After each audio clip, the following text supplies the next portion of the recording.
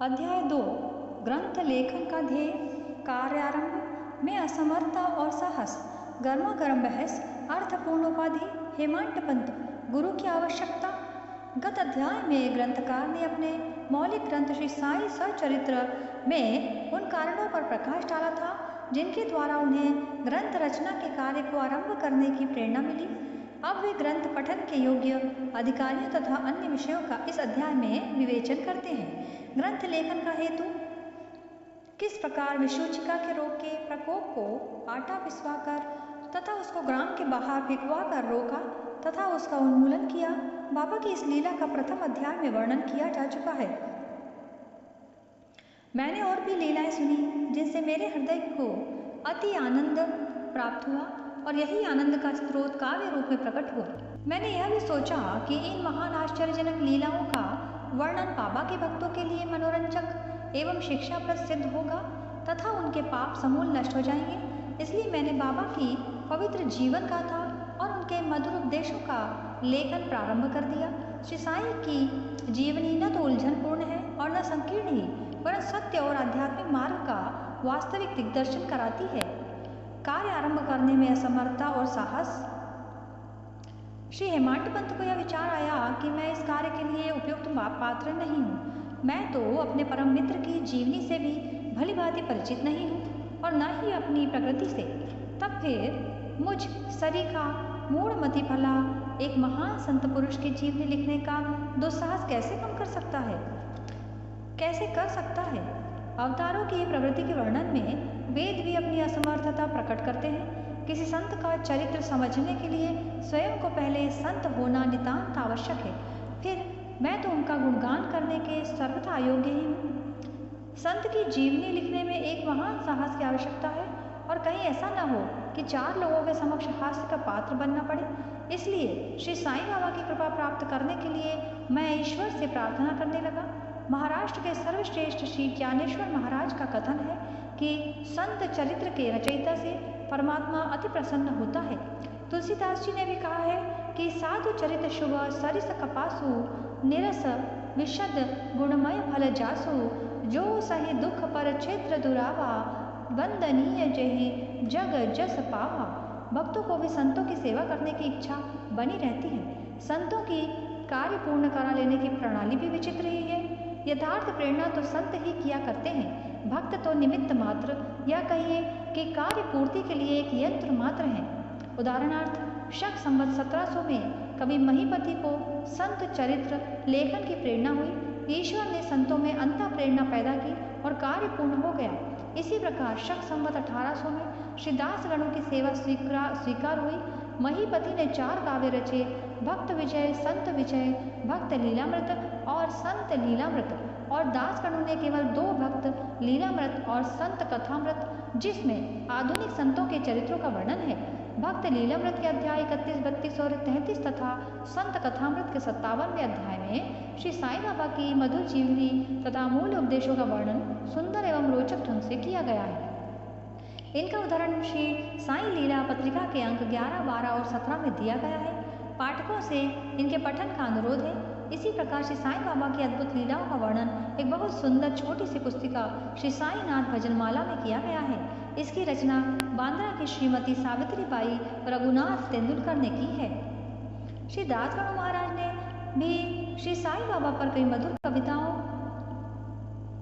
की रचना की है।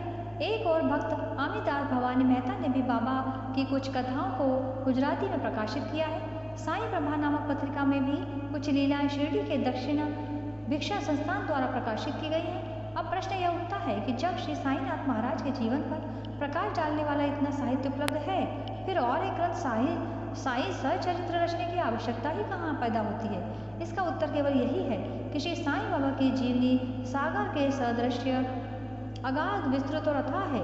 यदि उसमें गहरे गोते लगाए जाएं तो ज्ञान एवं भक्ति रूपी अमूल्य रत्नों की सहज प्राप्ति हो सकती है, जिसमें मुमुक्षुओं को बहुत लाभ होगा। श्री साईं बाबा के जीवनी, उनके दृष्टांत एवं उपदेश महान आश्चर्य से परिपूर्ण है। दुख और दुर्भाग्यग्रस्त मानवों को इनसे शांति और सुख प्राप्त होता है तथा लोक व परलोक में श्रेयस की प्राप्ति होगी। यदि श्री साईं बाबा के उपदेश का जो कि वैदिक शिक्षा के समान ही मनोरंजक और शिक्षाप्रद है, ध्यानपूर्वक श्रवण एवं मनन किया जाए तो भक्तों को अपने मनोवांछित फल की प्राप्ति हो जाएगी, अर्थात ब्रह्म से अभिन्नता, अष्टांग योग की सिद्धि और समाधि आनंद आदि की प्राप्ति सरलता से हो जाएगी। यहाँ मैं भी ये कुछ कहना चाहती हूँ कि यह सच है कि इतनी सारी ग्रंथ किताबें लिखी गई हैं साईं बाबा के ऊपर,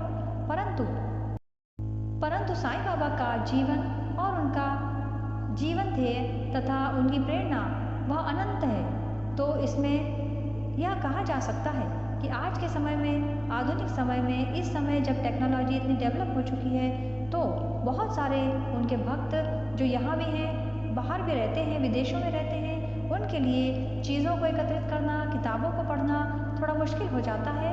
और इस वजह से इस माध्यम को हम चुन के और इसमें यदि हम बाबा के जीवन परिचय और उनके सिद्धांतों को और उनकी प्रेरणाओं को, उनकी कहानियों को रिकॉर्ड करके आपके तक प्रस्तुत करते हैं तो यह बाबा की प्रेरणा से ही संभव हो सका है।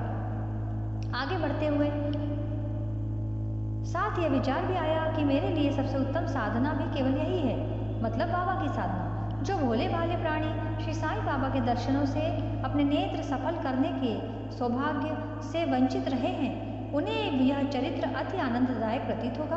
अतः मैंने भी अपना अहंकार उनके श्री चरणों पर न्यौछावर कर दिया। मैंने सोचा कि अब मेरा पथ अति सुगम हो गया है और बाबा मुझे इहलोक और परलोक में सुखी बना देंगे। मैं स्वयं बाबा की आज्ञा प्राप्त करने का साहस नहीं कर सकता था, अतः मैंने श्री माधवराव उपनाम श्यामा से, जो कि बाबा के अंतरंग भक्तों में से थे, इस हेतु प्रार्थना की। उन्होंने इस कार्य के निमित्त श्री साईं बाबा में से विनम्र शब्दों में इस प्रकार प्रार्थना की, ये अण्णा साहेब, आपकी जीवनी लिखने के लिए अति उत्सुक हैं, परंतु आप कृपया ऐसा न कहना कि मैं तो एक फकीर हूँ तथा मेरी जीवनी लिखने का आवश्यकता ही क्या है। आपकी केवल कृपा और अनुमति से ही इस लिखना संभव हो सकेगा, अथवा आपके श्री चरणों का पुण्य प्रताप इस कार्य को सफल बना देगा। आपकी अनुमति तथा आशीर्वाद के अभाव में कोई भी कार्य यशस्वी नहीं हो सकता। यह प्रार्थना सुनकर बाबा को दया आ गई। उन्होंने आश्वासन और उधि देकर अपना वरद हस्त मेरे मस्तक पर रखा और कहने लगे कि इन्हें जीवनी और दृष्टांतों को एकत्रित कर लिपिबद्ध कर दो, मैं इनकी सहायता करूँगा। मैं स्वयं ही अपनी जीवनी लिखकर भक्तों की इच्छा पूर्ण करूँगा। यहाँ मैं भी कहना चाहती हूँ कि बाबा का हाथ मेरे सर पर है और उन्हीं की प्रेरणा से मैं इसको प्रस्तुत करने में समर्थ हो सकी हूँ। उसके लिए बाबा का कोटिशः धन्यवाद। आगे बढ़ते हैं, परंतु इनको अपना अहम त्याग कर मेरी शरण में आना चाहिए। जो अपने जीवन में इस प्रकार आचरण करता है उसकी मैं अत्यधिक सहायता करता हूँ। मेरी जीवन कथाओं की बात तो सहज है, मैं तो इन्हें घर बैठे अनेक प्रकार से सहायता पहुँचा सकता हूँ। जब इनका अहम पूर्णतः नष्ट हो जाए और खोजना पर लेश मात्र भी न मिले, तब मैं इनके अंतःकरण में प्रकट होकर स्वयं ही अपनी जीवनी लिखूंगा। मेरे चरित्र और उपदेशों की श्रवण मात्र से ही भक्तों के हृदय में श्रद्धा जागृत होकर सरलता पूर्वक आत्मानुभूति एवं परमानंद की प्राप्ति हो जाएगी। ग्रंथ में अपने मत का प्रतिपादन और दूसरों का खंडन तथा अन्य किसी विषय के पक्ष या विपक्ष में व्यर्थ के वाद विवाद की कोई चेष्टा नहीं होनी चाहिए। अर्थपूर्ण उपाधि वाद विवाद शब्द से हमको स्मरण हो आया कि मैंने पाठकों को वचन दिया है कि हेमांत पंत उपाधि किस प्रकार प्राप्त हुई, इसका वर्णन करूंगा। अब मैं उसका वर्णन करता हूँ। श्री काका साहेब दीक्षित व नाना साहेब चांदोरकर मेरे अति घनिष्ठ मित्रों में से थे। उन्होंने मुझसे शिरडी जाकर श्री साईं बाबा के दर्शनों के लाभ उठाने की अनुरोध किया। मैंने उन्हें वचन दिया, परंतु कुछ बाधा आ जाने के कारण मैंने शिरडी यात्रा स्थगित कर दी। मेरे एक वरिष्ठ घनिष्ठ मित्र का पुत्र लोनावाला में रोगग्रस्त हो गया था। उन्होंने सभी संभव आदि भौतिक और आध्यात्मिक उपचार किए, परंतु सभी प्रयत्न निष्फल हुए और ज्वर किसी प्रकार भी कम न हुआ। अंत में उन्होंने अपने गुरुदेव को उसके सिरहाने बिठलाया, परंतु परिणाम पूर्ववत ही रहा। यह घटना देखकर मुझे विचार आया कि जब गुरु एक बालक के प्राणों की भी रक्षा नहीं कर सकते या उसमें असमर्थ हैं, तब उनकी उपयोगिता ही क्या है, और जब उसमें कोई सामर्थ्य नहीं, तब फिर शिरडी जाने का मेरा क्या प्रयोजन और लाभ। ऐसा सोचकर मैंने यात्रा स्थगित कर दी, परंतु जो होना है वह तो होकर ही रहेगा, और वह इस प्रकार हुआ। पदाधिकारी नाना साहेब चांदोरकर बसई के दौरे पर जा रहे थे। वे ठाणा से दादर पहुँचे तथा बसई जाने वाली गाड़ी की प्रतीक्षा कर रहे थे। उसी समय बांद्रा लोकल आ पहुँची, जिसे बैठकर वे बांद्रा पहुँचे तथा शिरडी यात्रा स्थगित करने के लिए मुझे आड़े हाथों लिया। नाना साहेब का तर्क मुझे उचित तथा सुखदायी प्रतीत हुआ और उसके फलस्वरूप मैंने उसी रात्रि शिरडी जाने का निश्चय किया और सामान बांधकर शिरडी को प्रस्थान कर दिया। मैंने सीधे दादर जाकर वहाँ से मनमाड़ की गाड़ी पकड़ने का कार्यक्रम बनाया। इस निश्चय के अनुसार मैंने दादर जाने वाली गाड़ी के डब्बे में प्रवेश किया। गाड़ी छूटने ही वाली थी कि इतने में एक यवन मेरे डिब्बे में आया और मेरा सामान देखकर मुझसे मेरा गंतव्य स्थान पूछने लगा। मैंने अपना कार्यक्रम उससे बतला दिया। उसने मुझसे कहा कि मनमाड़ की गाड़ी दादर पर खड़ी नहीं होती, इसलिए सीधे बोरी बंदर से होकर जाओ। यदि यह एक साधारण सी घटना घटित न होती तो मैं अपने कार्यक्रम के अनुसार दूसरे दिन शिरडी न पहुंच सकने के कारण अनेक प्रकार की शंका कुशंकाओं से घिर जाता, परंतु ऐसा घटना न था। भाग्य ने साथ दिया और दूसरे दिन 9-10 बजे के पूर्व ही मैं शिरडी पहुंच गया। यह सन 1910 की बात है, जब प्रवासी भक्तों के ठहरने के लिए साठेवाड़ा ही एकमात्र स्थान था। तांगे से उतरने पर मैं साईं बाबा के दर्शन के लिए बड़ा लालायित था। उसी समय भक्त प्रवर श्री तात्या साहेब मूलकर मस्जिद से लौटे ही थे। उन्होंने बताया कि इस समय श्री साईं बाबा मस्जिद के मोड़ पर ही हैं। अभी केवल उनका प्रारंभिक दर्शन ही कर लें और फिर स्नान आदि से निवृत्त होने के पश्चात सुविधा से भेंट करने जाना। यह सुनना ही मेरा दौड़कर बाबा के पास गया और उनकी चरण वंदना की। मेरी प्रसन्नता का पारावार न रहा। मुझे क्या नहीं मिल गया था। मेरा शरीर प्रफुल्लित हो गया, क्षुधा और तृषा दोनों ही शांत हो गई। जिस क्षण से उनके भाव विनाशक चरणों का स्पर्श प्राप्त हुआ, मेरे जीवन में एक नूतन आनंद प्रभाव बहने लगा। मैं उनका सदैव के लिए ऋणी हो गया। उनका यह उपकार मैं कभी नहीं भूल सकूंगा। मैं सदा उनका स्मरण कर उन्हें मानसिक प्रणाम किया करता हूँ। जैसा कि मेरे अनुभव में आया कि साईं के दर्शन में ही यह विशेषता है कि विचार परिवर्तन तथा पिछले कर्मों का प्रभाव शीघ्र मंद पड़ने लगता है और शनै शनै अनासक्ति और सांसारिक भोगों से वैराग्य बढ़ता जाता है। केवल गत जन्मों के अनेक शुभ संस्कार एकत्रित होने पर ही ऐसा दर्शन प्राप्त होना सुलभ हो सकता है। पाठकों, मैं आपसे शपथ पूर्वक कहता हूँ कि यदि आप श्री साईं बाबा को एक दृष्टि भरकर देख लेंगे तो आपको संविश्व ही साईंमय दिखलाई पड़ने लगेगा। गर्मा गर्म बहस। शिरडी पहुंचने के प्रथम दिन ही बाला साहेब तथा मेरे बीच गुरु की आवश्यकता पर वाद विवाद छिड़ गया। मेरा मत था कि स्वतंत्रता त्याग कर पराधीन क्यों होना तथा जब कर्म करना ही पड़ता है तब गुरु की आवश्यकता ही कहाँ रही। प्रत्येक को पूर्ण प्रयत्न कर स्वयं को आगे बढ़ाना चाहिए। गुरु शिष्य के लिए करता ही क्या है, वह तो सुख से निद्रा का आनंद लेता है। इस प्रकार मैंने स्वतंत्रता का पक्ष लिया और बाला साहेब ने प्रारब्ध का। उन्होंने कहा कि जो विधि लिखित है वह घटित होकर ही रहेगी। उसमें उच्च कोटि के महापुरुष भी असफल हो गए हैं। कहावत है, मेरे मन कछु और है, विधाता के कछु और। फिर परामर्शयुक्त शब्दों में बोले, भाई साहेब, यह मेरी विद्वत्ता छोड़ दो। यह अहंकार तुम्हारा कुछ भी सहायता नहीं कर सकेगा। इस प्रकार दोनों पक्षों के खंडन मंडन में लगभग 1 घंटा व्यतीत हो गया और सदैव की भांति कोई निष्कर्ष ना निकल सका। इसलिए तंग और विवश होकर विवाद स्थगित करना पड़ा। इसका परिणाम यह हुआ कि मेरी मानसिक शांति भंग हो गई तथा मुझे अनुभव हुआ कि जब तक घोर दैहिक बुद्धि और अहंकार न हो तब तक विवाद संभव नहीं।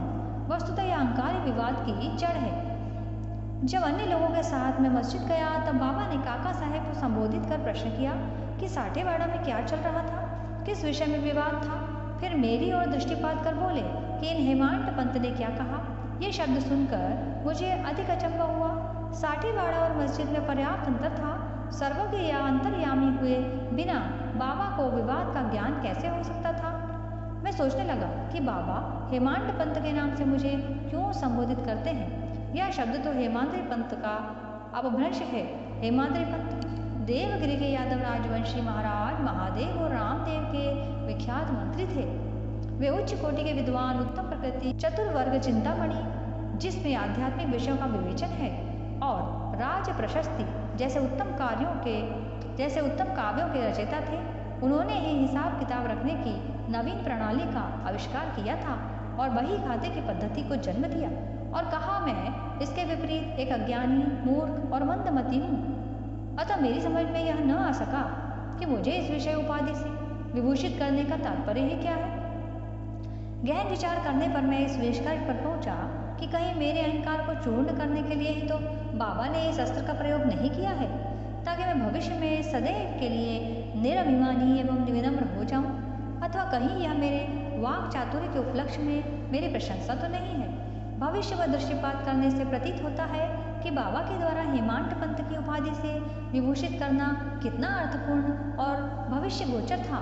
सर्वविदित है कि कालांतर में दाभोलकर ने श्री साईं बाबा संस्थान का प्रबंध कितने सुचारू एवं विद्वत्तापूर्ण ढंग से किया, हिसाब किताब आदि कितने उत्तम प्रकार से रखे तथा साथ ही साथ महाकाव्य साईं सचरित्र की रचना भी की। इस कथन में महत्वपूर्ण और आध्यात्मिक विषयों जैसे ज्ञान, भक्ति, वैराग्य, शरणागति व आत्मनिवेदन आदि का समावेश है। गुरु की आवश्यकता, इस विषय में बाबा ने क्या उद्गार प्रकट किए, इस पर हेमांत पंत द्वारा जो लिखा गया है वह बड़ा ही अद्भुत है। काका साहेब दीक्षित ने इस विषय पर अनेक लेख प्रकाशित किए। बाबा से भेंट करने के दूसरे दिन हेमंत पंत और काका साहेब ने मस्जिद में जाकर घर लौटने की अनुमति मांगी। बाबा ने स्वीकृति दे दी। किसी ने प्रश्न किया, बाबा कहाँ जाए? उत्तर मिला, ऊपर जाओ। प्रश्न, मार्ग कैसा है? बाबा, अनेक पंथ हैं, यहाँ से भी एक मार्ग है, परंतु यदि मार्ग दुर्गम है तथा सिंह और भेड़िए भी मिल सकते हैं वहाँ। तो काका साहेब बोले, यदि पथ प्रदर्शक भी साथ हो तो? बाबा बोले, तब कोई कष्ट न होगा। पथ प्रदर्शक तुम्हारी सिंह, भेड़िए और खंदकों से रक्षा करेगा, तुम्हें सीधे निर्दिष्ट स्थान पर पहुँचा देगा, परंतु उसके अभाव में जंगल में मार्ग भूलने या गड्ढे में गिर जाने की संभावना है। दाभोलकर भी उपयुक्त प्रसंग के अवसर पर वहां उपस्थित थे।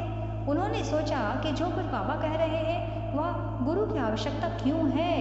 इस प्रश्न का उत्तर है साईं लीला भाग 1 संख्या 5 व पृष्ठ 47 के अनुसार उन्होंने सदा के लिए मन में यह गांठ बांध ली कि अब कभी इस विषय पर वाद विवाद नहीं करेंगे। स्वतंत्र या परतंत्र व्यक्ति आध्यात्मिक विषयों के लिए कैसा सिद्ध होगा? प्रत्युत उसके विपरीत यथार्थ में परमार्थ लाभ केवल गुरु के उपदेश पालन में ही निहित है। इन उपदेशों का वर्णन मूल काव्य ग्रंथों के उसी अध्याय में किया गया है जिसमें लिखा है कि राम और कृष्ण महान अवतारी होते हुए भी आत्मानुभूति के लिए राम को अपने गुरु वशिष्ठ और कृष्ण को अपने गुरु संदीपनी की शरण में जाना पड़ा था। इस मार्ग में उन्नति प्राप्त करने के लिए केवल श्रद्धा और धैर्य ये ही दो गुण सहायक हैं। बाबा भी हमेशा कहते हैं श्रद्धा और सबूरी। तो मनुष्य को इस बात का ध्यान रखना चाहिए कि किसी भी मुसीबत में हो, किसी भी समस्या में हो, यदि वह भगवान का ध्यान कर रहा है तो बाबा के ध्यान में दो बातों का ध्यान अवश्य रखे, श्रद्धा रखे, बाबा पर श्रद्धा रखे और सबूरी अर्थात पेशेंस रखना अति आवश्यक है। ओम श्री सद्गुरु साईनाथार्पणमस्तु। शुभम भवतु।